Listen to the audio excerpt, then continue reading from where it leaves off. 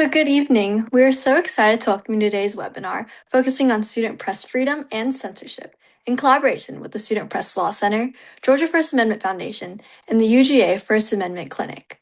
As a housekeeping reminder, we ask your microphones to be turned off for now.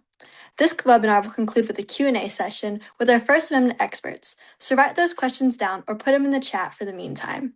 And now let's meet today's speakers.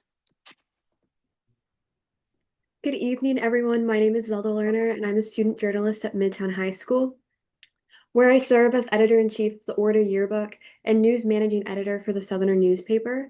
Additionally, I'm a Georgia Scholastic Press Association student ambassador and representative with the Student Press Law Center advocating for new voices legislation here in Georgia.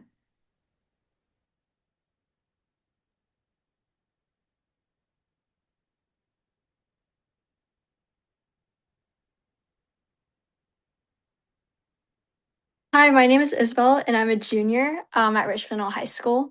I like to joke that I did the process a little bit backwards. I've been advocating for First Amendment rights for student journalists without having my own student newspaper, but that's about to change because for the first time in 30 years, my school will be publishing its own newspaper, and I'm so excited to be part of bringing it back.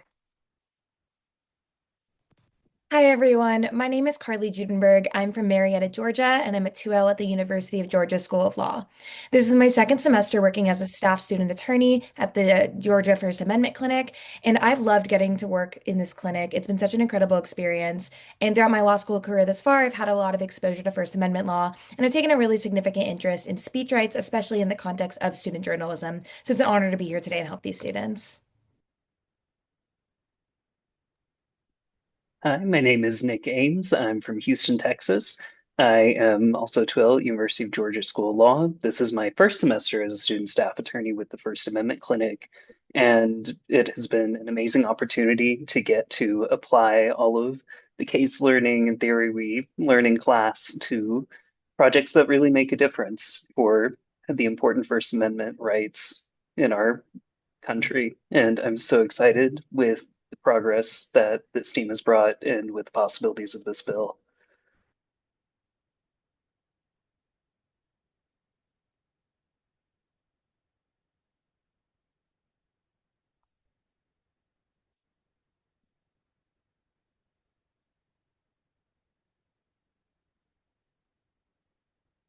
Now we ask, why do we need to talk about student press freedom? Aren't we automatically protected under the First Amendment? Actually, turn of events, we're going to introduce a special guest speaker, attorney Jonathan Gaston Falk, as part of the Student Press Law Center. He's such an interesting person, so keep listening.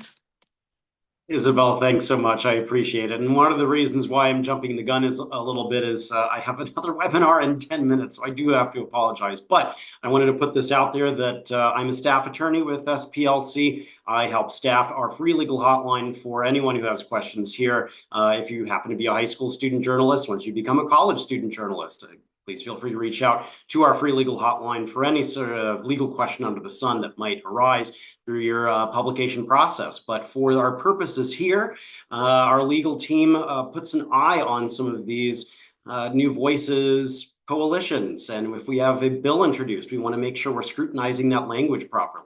But we're also here to figure out some of what makes your on-the-ground school journalism world tick. A lot of that is the policies passed by your individual boards of education. We want to go through some of what those policies, how they affect you in your day-to-day work as student journalists. That's a part of our role as well. So if you have a principal who's coming to you and saying, oh, well, you can't say this, even without a new voices law there in Georgia, we're able to tap into some other resources like your individual school boards, boards of education, to figure out what they've already said. Maybe they've passed 20 years ago a policy that might actually come in handy for you if you're in the process of getting censored. And certainly to take that story of censorship and galvanize that story with others around the state that you can join up with those coalitions we're absolutely here to assist you, point you in the right direction. But just as a staff attorney with SPLC, if you happen to have any questions with some legal bearing, I do have 10 years of experience in the state of New York under my belt, including some litigation experience specific to school. It's a niche area. So for all of you who think, oh, it's a weird environment to try to publish in school, you're absolutely right. And the attorneys in that niche area would agree with you, to be sure. So but I appreciate the introduction, Isabel, if you'd like to take away the remainder of the presentation. Oh, thank you so much for being here. And our team is just so expansive of so many amazing people. And so let us introduce Betty Jane Plitt, also part of Student Press Law Center. She does an amazing job here. Hi, my name is Betty Jane Plitt. I'm a sophomore at McIntosh High School, and this is my second year on our staff publication, The Trail, but this is my first year as photo editor. Over the summer, I participated in the New Voices Student Leaders Institute, where I learned about student censorship and the effect that it can have on not just journalistic students, but the student body as a whole. And I'm really excited to present to you in this webinar tonight.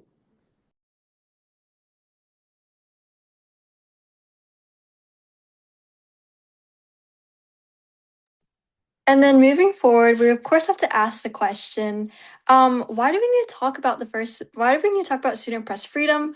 Aren't we automatically protected under the First Amendment rights? So, student press freedom is the right of student journalists to report on issues that matter without being censored as long as the reporting is lawful and legal. These protections are guaranteed under the First Amendment, which promises Americans that Congress generally cannot restrict, censor, or punish speech based on its content. So next, we're going to do a little true or false. We're going to go over some maybe misconceptions or just facts about student press freedom and just think to yourself whether it's true or false. So our first question is true or false. The First Amendment only protects the speech of individuals 18 years old and above. This statement is false. Though courts have ruled that the free speech and press rights of minors while they are in school may not be exactly the same as the rights of adults or minors when they are outside of school, the First Amendment has no set age limitations. Our next question reads, student journalists whose works have been censored from official school-sponsored media are prohibited from publishing that work on an off-campus platform. And to that one, it's false. This remains the case even if administrators might claim the authority to censor those stories from the school-sponsored media. So because they own the student newspaper, principals and other school officials have the same right to control the paper's editorial content as any other publisher. So this, again, happens to be false. Public school administrators are government officials whose right to control the content of a student newspaper or any other school-sponsored student publication is limited by the First Amendment. So this raises the question, what is censorship? We want to take a moment to highlight two paradigmatic Supreme Court cases that set the precedent in high school American reporting. The first of which being Tinker versus Des Moines Independent Community School District. This case was decided in 1969. Tinker raises a fundamental constitutional question. Do students lose their First Amendment rights when they enter the gates of a public school? The Supreme Court answers no. In the Tinker case, students engaged in a silent political expression. They chose to wear black armbands to school in protest of the Vietnam War. The school consequently suspended them, and the case made its way to the Supreme Court. But what makes Tinker interesting and enduring is not the armbands, but rather the principle the case stands for. The court declared that students do not shed their constitutional freedoms to speech or expression at the schoolhouse gates. This single sentence has redefined and shaped constitutional law since. Tinker established the rule that governs student speech. Schools may regulate expression only if it would materially and substantially disrupt school operations or invade the rights of others. This is a very demanding standard. Schools cannot suppress speech simply because they find it to be controversial. Schools cannot silence students to avoid discomfort of odd or difficult to discuss topics. Schools may only act when there is a concrete and substantial disruption to that school operation. This is to say that the school may not just act in censorship because they speculate or fear that something may rise. The court rejected what they called an undifferentiated fear or apprehension of disturbance. This is to say that the First Amendment requires actual evidence of disruption or interference with rights, not just anxiety thereof. So, why does this matter? Public schools are government actors. When they regulate speech, the Constitution comes into play. Tinker recognizes that students are not merely subjects of authority, they are constitutional right holders. They're not just learning math and history and science in schools, but also citizenship, and speech is a core part of that discourse. The ability to express dissenting views is part of that education and fundamental to the school system. The government, including schools, cannot single out a particular political message simply because they find it to be unpopular. So, at its core, Tinker draws a constitutional line. Order can be protected in schools. Disruption may be prevented when it's materially evidence is existing, or when rights are being interfered with for others. But peaceful political expression cannot be silenced just because it makes people uncomfortable. This principle remained in place until the Hazelwood versus School District versus Kohlmeyer decision was made.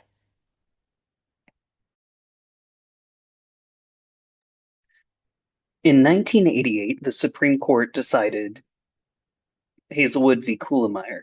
In this case, students sued the high school's administration, alleging that its removal of school paper articles concerning teen pregnancy and divorce violated the students' First Amendment rights. The Supreme Court here ruled in favor of the administration. It found that unlike the walkouts in Tinker, which very obviously were the students acting alone, content written and published by student journalists in a school circulated newspaper as part of a class could reasonably be believed to carry the school's approval, and due to that limited nature, did not constitute a public forum. As such, the court held that educators could exert editorial control over the style and content of student speech in school-sponsored media, so long as such control was used for some reason reasonably related to a legitimate pedagogical purpose. Unlike Tinker's requirement for a concrete concern, the court found that a legitimate pedagogical purpose could span anything from questionable content to things like ungrammatical, poorly written, inadequately researched, biased, or prejudiced, vulgar or profane, or unsuitable for immature audiences writing in articles, with no requirement that it adhere to any sort of written standard. So, in practice, this wide discretion that has been given to school administrators has often been used to chill and censor student journalists, especially around current events and topics that are considered particularly sensitive or controversial. Because when students have no way to anticipate which articles will or will not be censored, they're left not sure what they're allowed to discuss. So, now to kind of delve into more concrete discussion of why these standards matter, I'm going to pass the floor over to Zelda and Isabel. Thank you so much, Carly and Nick. And so now that we understand the precedent set by these cases, let's look at how the journalists have to navigate the world following these decisions. So in a world with the Tinker standard, we kind of say that this is a utopia for journalists. And that's just because there's so many rights that the student journalist gets once that Tinker standard is reinforced. So here students see the strongest First Amendment right protections. There's also a connection between students and administrators because when work is censored, there must be a conversation as to why. This way, administrators and students have to work together and look at each other's work following publications. And of course, the Tinker standard would open debate and civic engagement, as those hot topic conversations are able to be published and the student body can actively engage in those conversations. Now let's contrast the Tinker standard with the Hazelwood decision. So Hazelwood does not employ such autonomy as given by Tinker. In a world in Hazelwood, students would face broader administrative authority over school-sponsored media.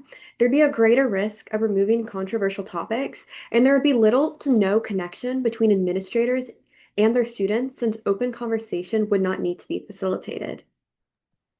Today, we still see the effects of Hazelwood. So now we're going to go over some recent and current events related to the Hazelwood decision. So in June of 2025, San Francisco Police Department detained two student journalists from the University of California, Berkeley student newspaper, the Daily Californian. The reporters were covering immigration protests in San Francisco, and the two journalists reported being detained despite having proper press credentials. In one of their cases, they reported being assaulted, and the other was pushed over a curb. Another example, a little bit later in the year, in August of 2025, was Norins High School.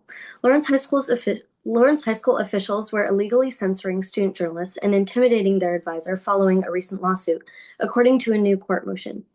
In August, 9 current and former students at Lawrence and Free State high schools filed a federal civil rights lawsuit against Lawrence Public Schools in Kansas.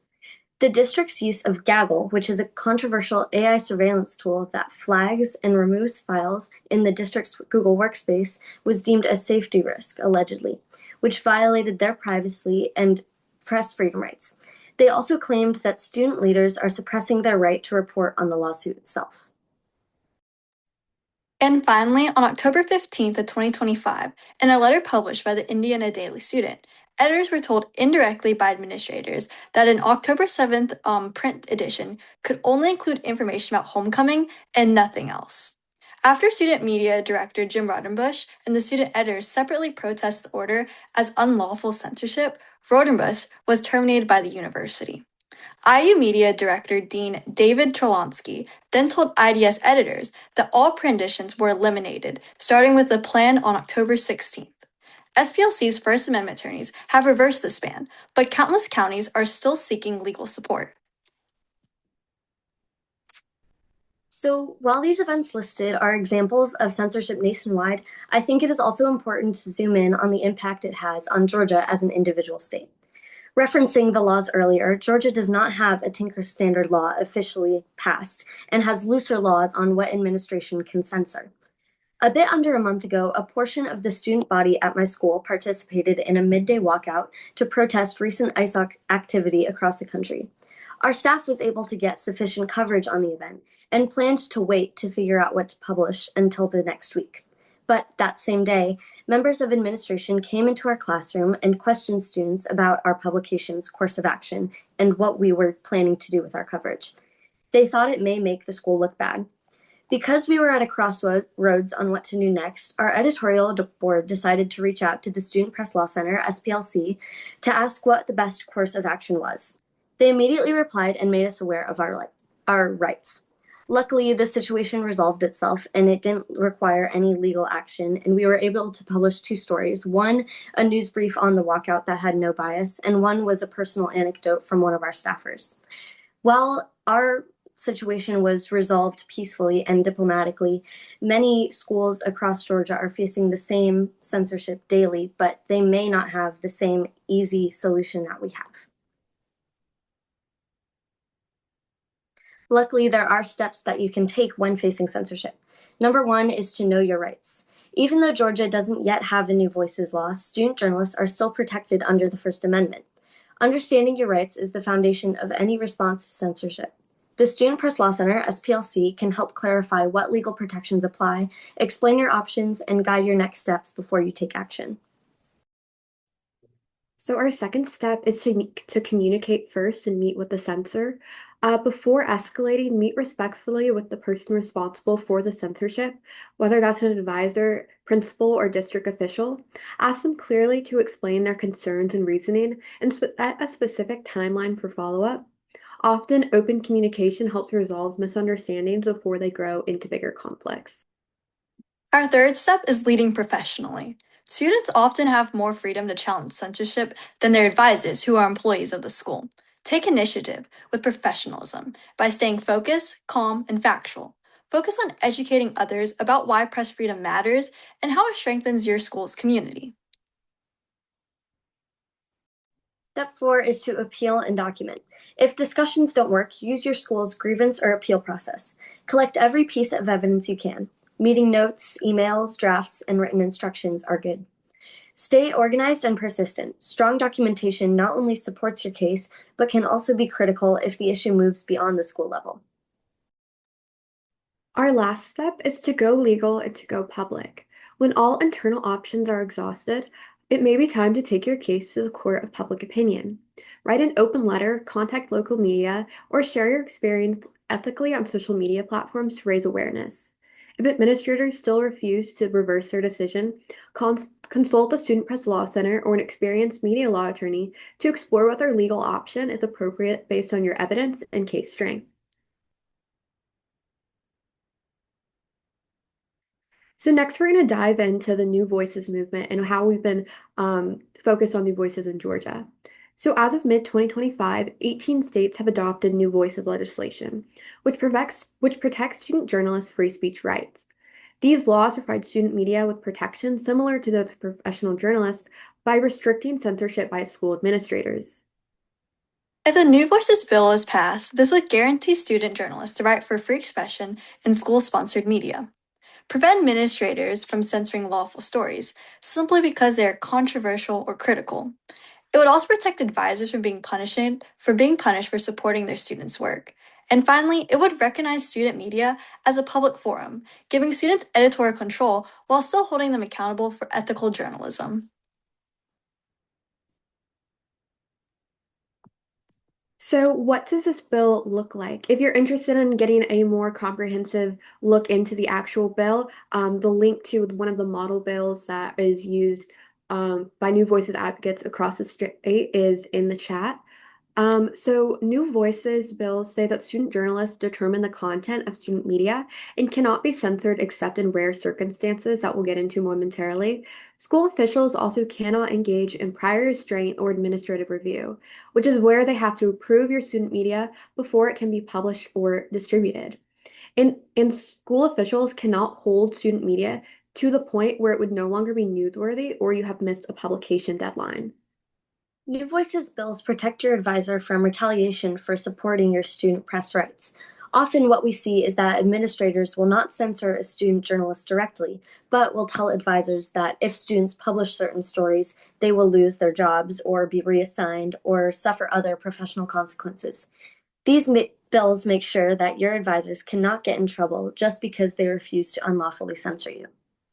And still, it's important to note that New Voices legislation does not mean you can publish anything. Just as seen in the Tinker Standard, student media is not protected under the bill if they include libelous, slanderous, or create some material and substantial disruption to your school environment. And tonight, we're so honored to welcome an incredible panel of experts. Gary Green, Director of Student Press Law Center, Clare Norins of the Georgia First Amendment Foundation, and Grayson Marlowe, SPLC's liaison between the New Voices team and SPLC. We're so thankful for their leadership and dedication to protecting student voices. As the Georgia legislative season continues, it's especially important for all of us as engaged citizens to understand our rights and how we may be impacted. We encourage you to take part of this Q&A discussion. So to begin, let's invite our speakers to introduce themselves.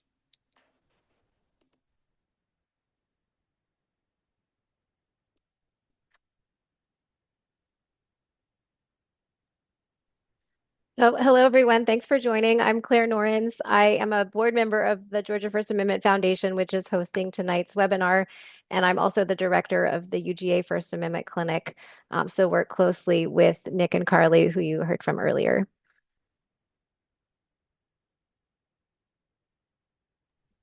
Hey everyone, my name is Grayson. I am the Advocacy Associate at the Student Press Law Center and a former student journalist myself. But I work with students across the country, like the ones who have presented on New Voices here today, to try to pass these laws. Good evening, everyone. I'm Gary Green. I'm the executive director of the Student Press Law Center. I am a longtime journalist and an educator and have been working with students to produce journalism for their communities that is integral to our news and information systems today. And I'm really grateful that these students today have put together this panel discussion and educated us a little bit about New Voices. I'm also a Georgia resident. I live in Atlanta, so I would love to see Georgia added to our New Voices map as the 19th state with a New Voices law. And so now we wanted to open it up if anybody has any questions for any of us, really, any of the speakers tonight.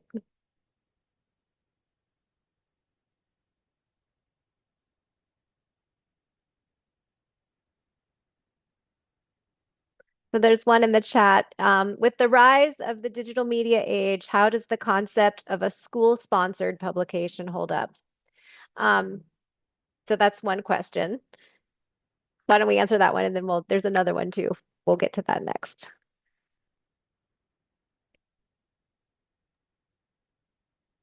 Who wants that? I'm happy to address it. Grayson, you want to speak? Claire, you want to say something? Grayson, if I see you shaking your head, why don't you go ahead? I'll come in behind you.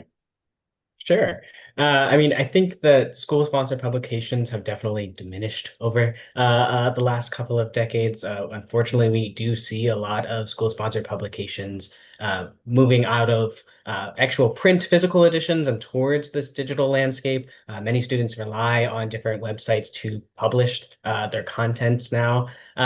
But largely, those are still considered school-sponsored publications. And one school-sponsored publication that people often forget is still student journalism are yearbooks. And almost every single school still has a yearbook. So as long as there are yearbooks, and hopefully those things continue to exist, these protections are still vital, and we still see Hazelwood being used to actively censor those types of publications.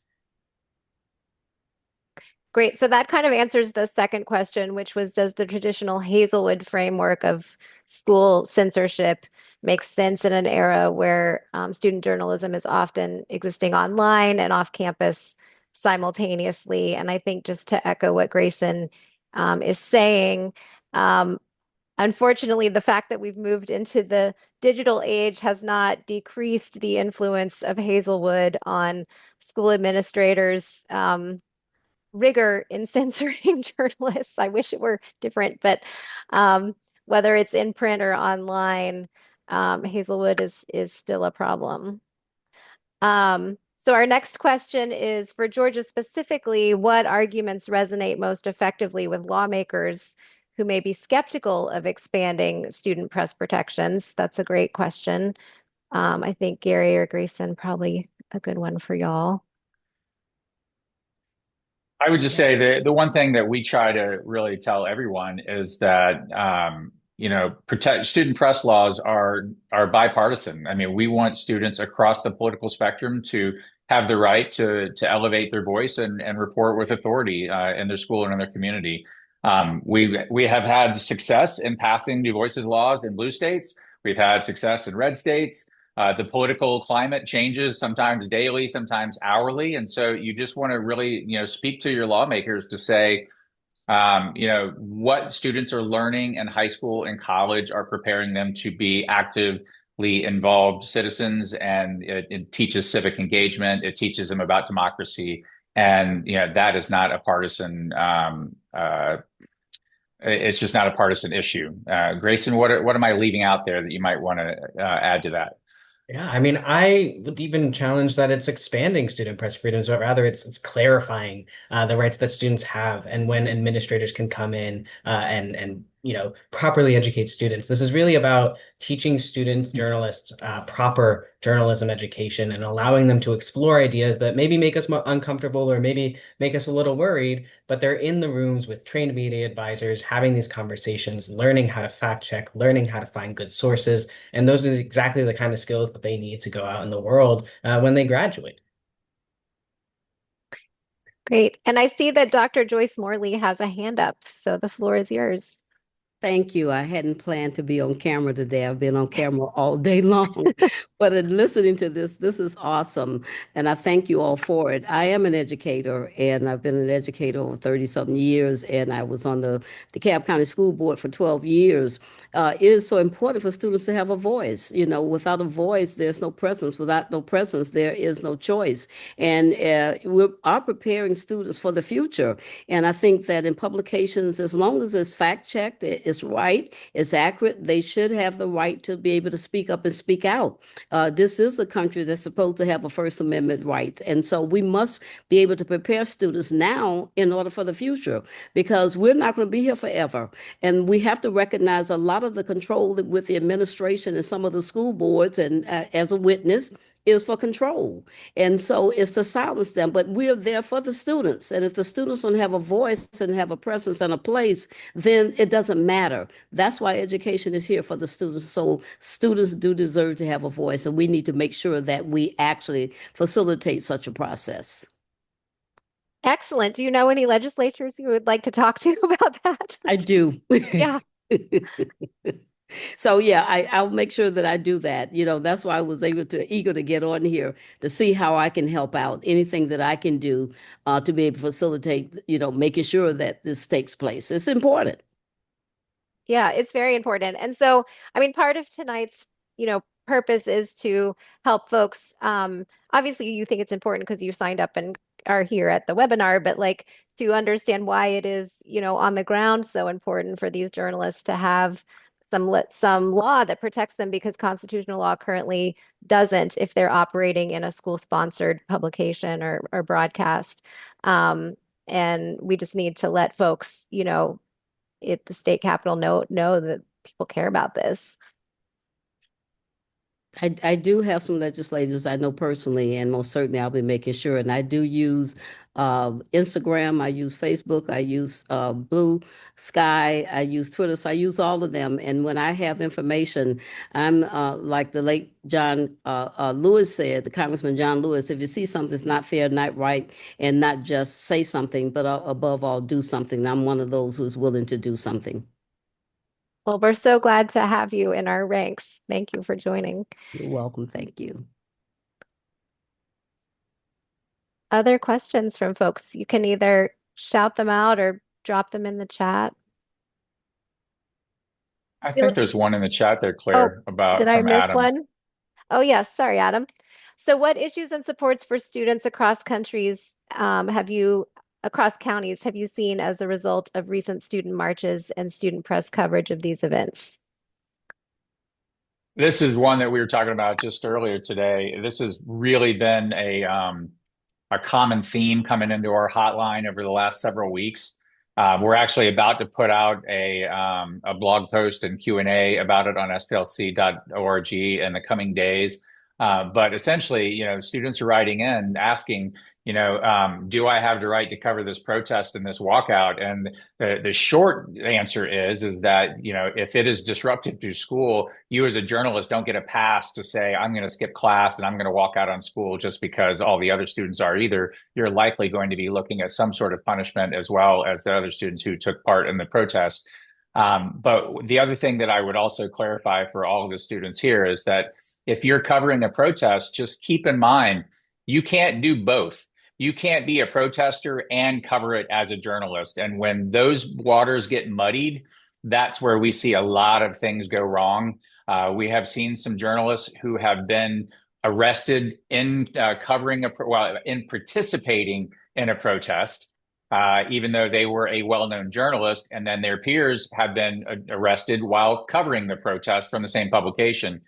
That just discredits everybody from the news organization, again, whether that's your yearbook or your high school paper, your college paper. So if I can just give you, 5 cents of free advice, if you're a journalist, try to remove yourself from that advocacy, even if it's an issue that you feel very strongly about. It's going to make life a lot harder for the credibility of your news organizations when people in authority can say, well, yes, but here your staff is, or here this journalist is taking part in this protest. So that gets a little muddy at times. Grace, is there anything you want to add to that I left out? Just to reiterate that again, if you are reporting on it as a news event, you are perfectly within your rights to do so, and you are not engaging in that substantial or material disruption. But as soon as you start saying, go protest or leave class and join the walkout, that is when you start to really muddy the water, as Gary was saying, and you do start to cross those lines into that material and substantial disruption, whether you have a New Voices law or not. So it's always something to be mindful of. We have another question. Oh, did I cut somebody off? Oh, no, I was just saying thank you. Okay. So with the rise of AI, how do you think student journalism is changing, both in how it is viewed generally, i.e. in terms of credibility, and how it interacts with First Amendment law? Claire, I know that you're leading some conversations about this on Friday. Do you want to tackle this, how AI is really influencing First Amendment litigation? Well, AI is everywhere, so it's influencing everything. I think, some of the issues that journalists are looking at is, how do we use AI effectively in a way that is sort of a value add to our work, that isn't taking shortcuts or diminishing the quality of the work product that we're putting out. And then, interestingly, the panel that I'm going to be leading on Friday at a conference in Atlanta is talking about the use of AI in drafting open records requests. I don't know if any of y'all use public records laws as a way to conduct some of your journalism investigation, but it can be a very, very powerful tool. And so we're going to have a panelist talk about some programs that he's written through AI that will help generate very pointed and effective open records requests that can be extremely time saving if you don't have to sit there and do all the research to figure that out yourself. So both on the reporting, like writing end, and also on the sort of news gathering end, AI is definitely very present. And I might invite Frank Lamonte in the audience if he wants to add anything, because I know that's a topic that he has thought a lot about recently too. Sorry, I don't understand. Maybe Frank left. Okay. Claire, I'll add. Okay, go ahead, Frank. That's Oh, me. Go ahead, Grayson. I just want to add from a legislative perspective, there are thousands of bills that are coming out and regulating AI right now, or attempting to regulate AI right now. And so as that continues to happen, we're really going to start to see some of those changes. Some of them are disclaimers that journalists have to put disclaimers of when they use AI, or when their advertisements use AI, or things like that. So as student journalists or as professional journalists, as you go on, you want to keep up to date with some of those laws to make sure you're still following those guidelines as well, because this is a rapidly changing area, and I can only imagine it's going to continue being that way as we see more and more states try to regulate its use. I would also add, thank you, Grayson. While AI, and Claire will talk about this on Friday, will be useful for preparing your public records requests, in the meantime, SPLC has a public records letter generator on our website at splc.org that makes it super easy to just pull down your state, your agency, put in the record you're looking for, and it will automatically prepare the letter for you. So for students particularly, if you're unfamiliar with submitting public records requests, this is new to you, it might be intimidating a little bit, come to our website, look for our letter generator while AI is trying to figure it all out. I think we're probably ahead of the game. AI is probably going to beat us in the very near future. But we had the AI for the public records requests for a while now. It's just all input into a database. And then the other thing that I would say that is really important to think about AI and the use of journalism is remember that the number one asset a journalist and a publication has with their audience is their trust and their credibility. And, we're battling with a lack of trust in media in general right now. And as we start introducing more AI into the work, that transparency with our audience is going to be really critical. I don't think anybody believes for a minute that AI is not going to be a part of the reporting and publishing process. The hope is that it's going to help us be more efficient. It's going to help us streamline some workflows that does not require a human to do these certain parts, and it can help the human be a lot faster with their work. But if we don't share that with our audience is going to question every single thing that we put out there. So as you students are thinking about adopting certain AI policies in your newsrooms, think about how you're going to communicate that with your audience, how you're going to label that on your stories, and just make sure you don't lose trust along the way. And, think about AI as a tool that helps you really double down on the things that cannot be replaced by that tool. And that is you being in the community, talking with sources, and doing that shoe leather reporting that AI can't replace.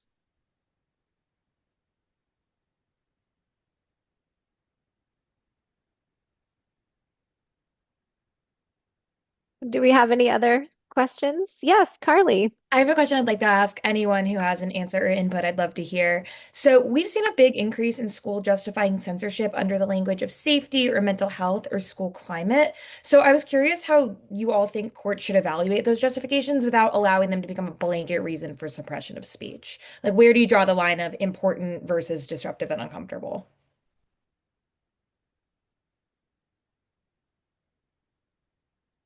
I almost wish John was still here so he could share a little bit more of the legal standpoint. It's certainly something we hear constantly when we're trying to advocate for these laws. Even some going as far to suggest that passing this law would encourage students to bring a gun if their publication was not actually printed, which is sometimes a little egregious of an example there. But school safety is still very important, and the courts have made it pretty clear that. Again, in Tinker, that material and substantial disruption is still within the purview of an administrator to regulate. And we would not want to take that away by any means. We want to make sure that the schools are still educational environments and safe environments for students, but we also want to make sure they're educational and safe environments for student voices.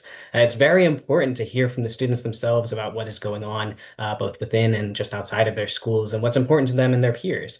And I think that there needs to be better balancing of what constitutes a real safety risk for schools or a real environmental risk for schools, and where we're limiting our students being able to speak and report freely. Claire, you have anything you want to add to that? Well, I would just say in terms of like school environment, the fact that people feel uncomfortable or would rather not hear a particular viewpoint, is very well established by Tinker and other cases that that is not a sufficient reason for censorship. That, we need to allow for uncomfortable conversations and we need to experience and learn how do we have dialogue with people who have different views than us. And that's part of what a public school education is about. And so when you have, administrators who don't want to allow those challenging and difficult issues to be written about or talked about by students, that becomes sort of antithetical to the whole idea of education. And lastly, Carly, I would just add that for 50 years, 51 years now that SPLC has been around, censorship has been the number one reason students have called on us. And even if you go back to Kathy Kohlmeyer's case, I think they're arguing that pregnancy and divorce are uncomfortable truths that the student body, shouldn't be reading about. And, your job as a journalist is there to present those uncomfortable truths in an unbiased and fair way.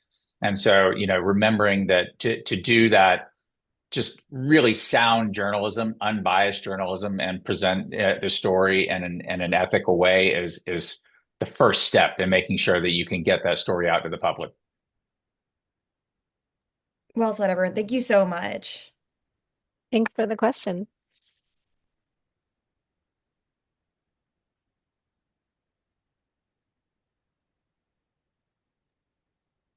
I've got a question for y'all. Go for it. Yeah, so we've been talking a lot about how the new Voices bill, has a lot of potential impact, how depending on the day, it has this flexibility across the aisle. But do you have any advice for student journalists out there on how they can build alliances with faculty, parents, alumni, local media in a way to kind of strengthen their advocacy, but without maybe attracting too much conflict? Like, do you have any advice on how they can walk that line while still building the coalition needed to get this law actually proposed and passed? One of the biggest things I always encourage students to do is to actually invite people into your newsroom. So whether that be an administrator or a legislator or faculty members or anything like that, invite them into your newsroom. One of the main reasons I encourage you to do that is kind of something we've touched on a little bit of that transparency and trust. the real truth is that most people don't understand how a newsroom functions, and they don't know how an article goes from from a pitch to actual print. And so by showing them the actual process, all the editing, all the fact checking, the number of layers that a article will go through before it actually reaches that publication, you build a lot of that trust, and you can build up that alliance with administrators or lawmakers or anything like that. Really bringing them into the process and being open and transparent about what it entails can open their eyes as to why it's so important to protect that process. And it can help build some of those relationships that you might need. So if you're able to invite your principal and your principal is super supportive, or maybe is on the fence, maybe inviting them into your newsroom can show them, hey, look, this is the good work we're doing. This is why we're doing this good work. And also sharing actual examples of the impacts your journalism can have. So when you are able to write a really bold story that maybe is talking about the problems of the lunchroom. Maybe there's too few seats or the food is not super nutritious. Who knows? But when you're able to actually put out that publication and show a tangible impact that it has on your school community, maybe now they're offering bananas in your school, or they're offering an alternative lunchroom, or maybe some seats outside where people can enjoy the nice weather on a good day. That can show how journalism and student journalism can actually make a really positive impact on the school environment.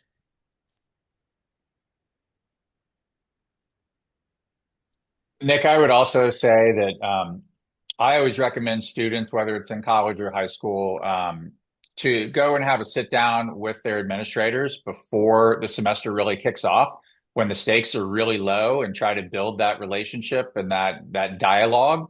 So the first time that they interact with somebody in power isn't when they're trying to censor a story or they're about to see a story that's going to make them really uncomfortable. It's a lot easier to do when the temperature is low and you build some of that trust. And then, I think having some dialogue early on about some of the stories that maybe that student newsroom would like to dive into across the year, and the value of those stories to the community. And then piggybacking on what Grayson said, invite them into the process so that they can actually see what's going on. The fact of the matter is a lot of these administrators are under just an enormous amount of pressure from their communities and their school boards and the state. They're in a really tight double bind with the political winds that they're in. But if they trust you to do responsible journalism, they understand there may be some uncomfortable stories coming out, but they believe in the people who are producing them, you might have less of a fight down the line. But do that work early on when everybody's happy to return to campus and you can establish some rapport.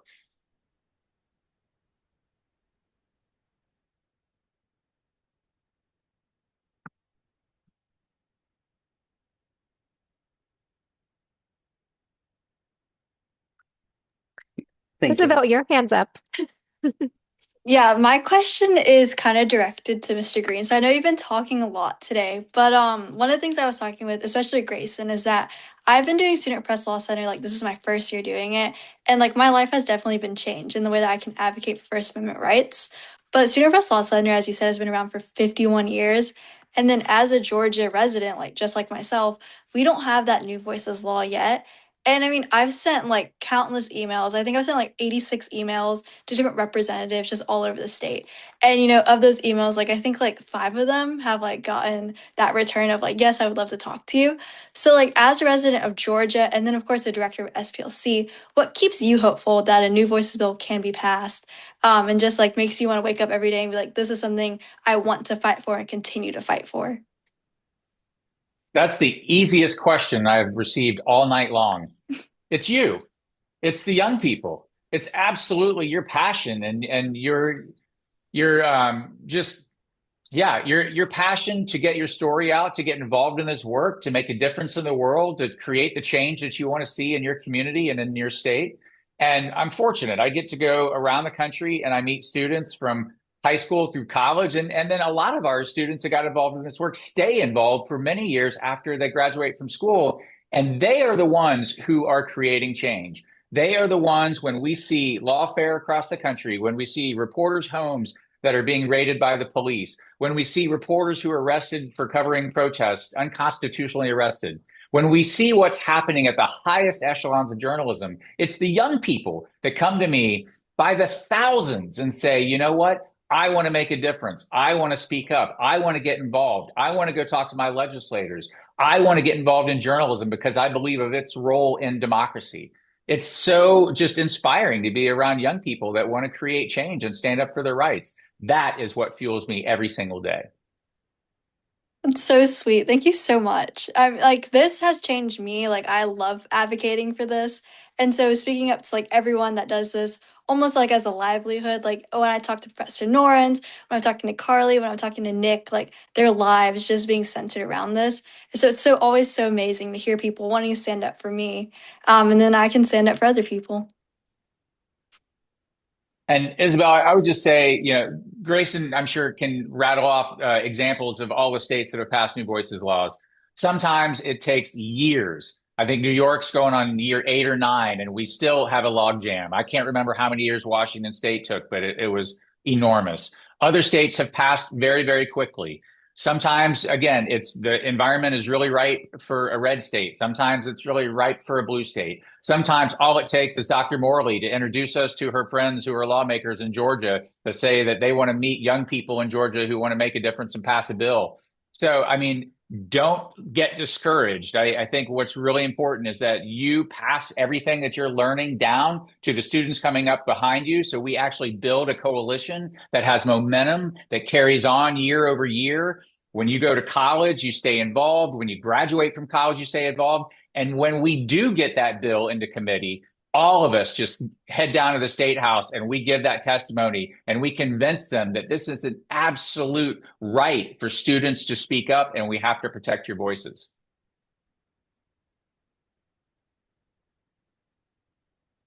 Well, in that case, I can't wait to pass our bill. Yes.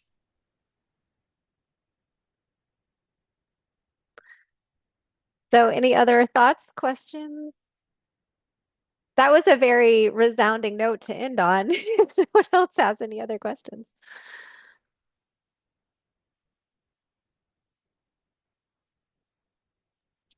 Claire, I would just Yes. thank you and the students for putting this whole seminar together this evening. We can't do this work alone. In fact, Grayson and the New Voices team at SPLC are the hub and spoke of this work around the country, but it is the young people who are fueling this movement. And it's leaders like you or who are bringing them together and helping give them the tools to go forward with this work. So really appreciative of you just bringing us all together for this discussion and this presentation. And thank you to the students for their work putting the slide deck together and presenting it to everybody in the audience. We're really grateful to be a part of it, and we're just excited to keep working with you until we get this bill introduced and passed in Georgia.